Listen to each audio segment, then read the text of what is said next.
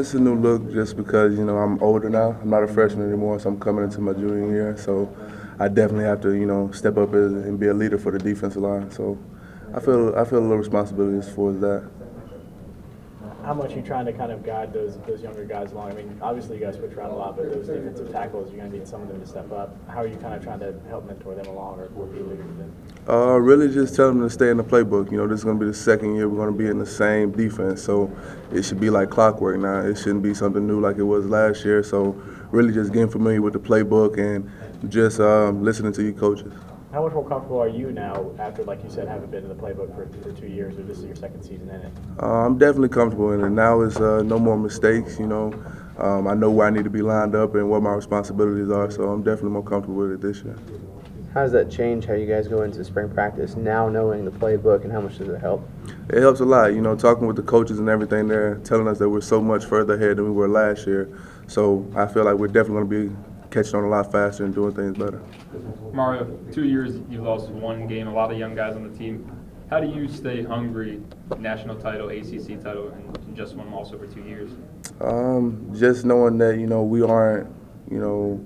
we aren't just going to settle for that. We want to do it again. We're not complacent, and we're not going to just get beside ourselves. We want to do it again and just show that Florida State really is a team to be known. Have you seen any type of letdown in teammates, or do you feel confident that this team is as hungry as they were this time last year?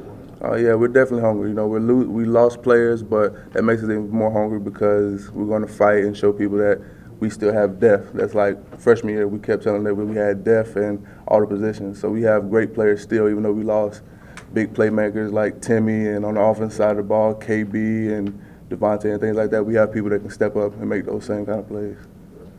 The national championship was just about 2 months ago. So did you guys give yourselves any time off, or did you get right back? How long was it until you started working out again or got back on the field doing some conditioning? It felt like it was shorter than 2 months ago, honestly. It felt like we just took those pads off and we're putting them back on now. So we gave ourselves a few days, maybe a week off. Coach Jimbo gave us that, but other than that, we've been back in there lifting and conditioning, things like that. How much did you progress last year? It seemed like you really kind of hit your stride towards the end of the year and really became really an impact player. Do you see that progression from last year? Definitely. Coach Sal, we watched the game tape, and I saw myself progress from the first game to the last game, and I think it just came with me starting to get comfortable with the defense and, learning the plays. Can you progress even more in spring practice when you don't have teams to prepare for and you can just work on individual development? Definitely. You can always get better. You don't have to have another team out there to get better. You can just work on things as far as technique, using your hands, and doing things so you can prepare for the teams to go play. You guys have been a versatile defensive line last year, and obviously that's going to continue. But have you been noticed that you and Eddie are kind of sliding inside more, or looking forward to maybe being able to kind of bolster that interior of the defensive line more? I'm fine with doing anything on the D line. If I have to slide inside or stay outside on the 5, as long as I'm in there and contributing to the defense, I'm fine with it. Mario, it seems like the high expectations are back on you. As a freshman, #1 player in the country, immediately expectations. And now with Timmy gone, you're looked at as the leader of defensive line, maybe the whole defense. Do you feel those same high-level expectations back on you? I wouldn't really say it's high expectations because it's just going out there and playing ball. It's just like in high school, just going out there and playing with your teammates. And, I have people that I can rely on, and they rely on me. So it's not like it's just my D-line and I'm doing it by myself. I have, Nile and other players that I can depend on.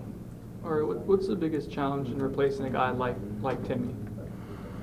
Man, you don't find too many people like Tim. But to replace him, you're just going to have to find someone that, is going to be working hard, that's going to be technique sound, that's going to do what Coach asks him to do. And we have a lot of players that can step up and do that.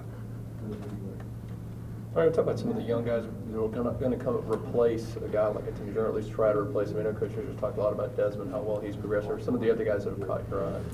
Who's definitely caught my eye is Desmond, Keith Bryant, Nile. Those guys, they come in and work day in and day out.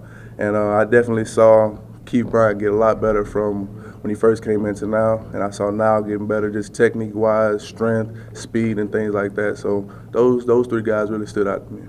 Kind of setting in that you're going to be one of the veterans on that line this year when you were just a young guy? Yeah, it definitely is. I feel like time is flying, man, and now it's my turn to step up and contribute to the defense.